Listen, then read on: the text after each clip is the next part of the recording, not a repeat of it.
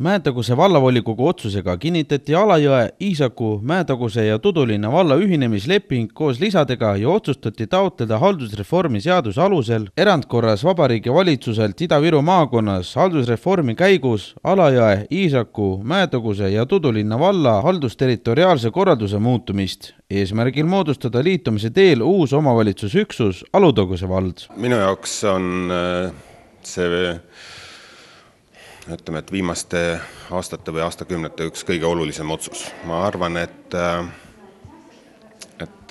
paljud ei adu täna tegelikult selle tähtsust. Et see, et nüüd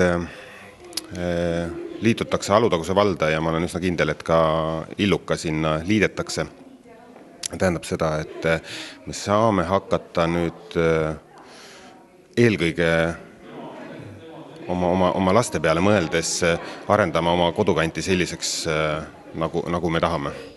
Et mida me ükshaaval ei suuda, et kui illustreerida näidet, et siis kui Iisaku on suuteline Kauksit planeerima ja arendama, siis Alajõe üksi, eks ole, seda ilusat Peipsi randa ei ole suuteline arendama, samamoodi Tudulinna. Et see pääs järvele, näiteks sealt rannapungerjalt, see muuli ehitamine, seda ei suuda Tudulinna üksi, aga seda suudame kõik koos. Ja üleüldse, et need tänased vallad endistes külanõukogude või sovhooside piirides ei ole ju see kant tegelikult, mida meie lapsed nagu aduks, et kui Sõrumäel, eks ole, lõpeb Iisaku vald ja hakkab Mäetaguse vald, siis meie lapsed ju seda ei märka. Et nemad toovad ju ikka oma sõbrad, eks ole, kutsuvad külla, näitavad neile Peipsit, eks ole, käivad Selisoos, käivad Kuremäel, et see on nagu meie ühine asi.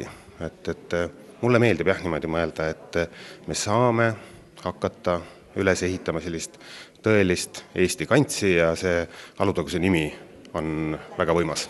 Ühinemislepingi haldusterritoriaalse korralduse muutmise taotlus allkirjastati eelmise aasta lõpus Mäetaguse mõisas ja anti üle Ida-Viru maavanema esindajale ja maasekretärile Eve East.